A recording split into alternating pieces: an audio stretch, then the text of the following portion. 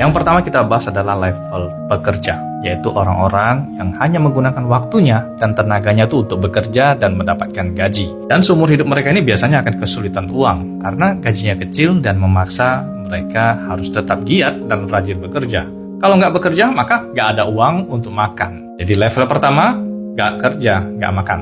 Uang bagi mereka hanya untuk mengisi perut dan bertahan hidup. Di cash flow quadrant, mereka ini biasanya level employee dan self-employed. Yang kedua kita bahas adalah level pengusaha. Level di sini adalah orang-orang yang sudah bisa membayar waktu dan tenaga orang lain untuk bekerja dalam bisnis mereka. Biasanya disebut business owner. Hidup mereka di sini adalah berbisnis berwirausaha, memastikan karyawan mereka tuh bisa makan dan uang hasil mereka dapatkan digunakan kembali untuk membuka usaha lagi dan membayar uang dan gaji bagi manusia level pertama tadi.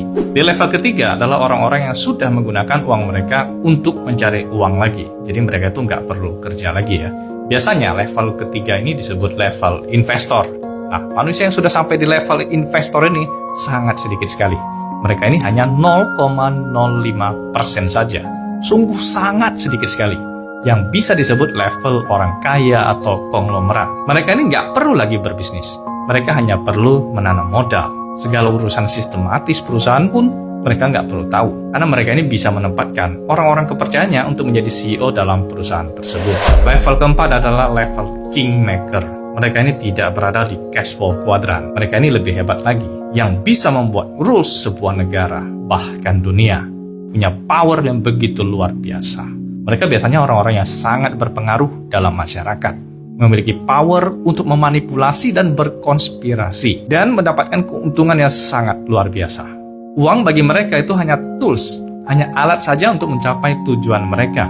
Mereka ini biasanya akan menciptakan konflik atau perang, lalu menjual senjata dan pesawat tempur. Mereka inilah yang sebenarnya menciptakan penyakit atau pandemik, lalu menjual alat tes dan vaksinnya. Mereka bisa memanipulasi pergerakan saham, mata uang, dan kripto. Mereka bisa menciptakan konflik atau chaos di sebuah negara yang mereka mau.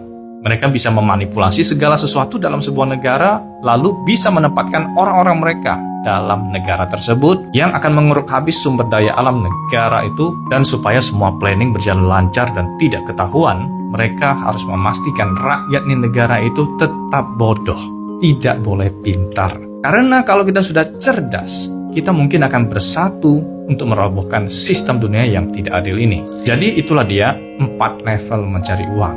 Mirisnya, sampai di level tertinggi, uang itu tidak digunakan untuk menolong yang miskin dan membutuhkan. Namun kebanyakan hanya untuk melanggengkan kekuasaan dan menjaga orang miskin dan tetap bodoh. Saya percaya suatu saat nanti sistem ini akan roboh. Jadi bantu share video ini kepada teman-teman Anda semua agar mereka bisa sadar. Baik, sukses selalu.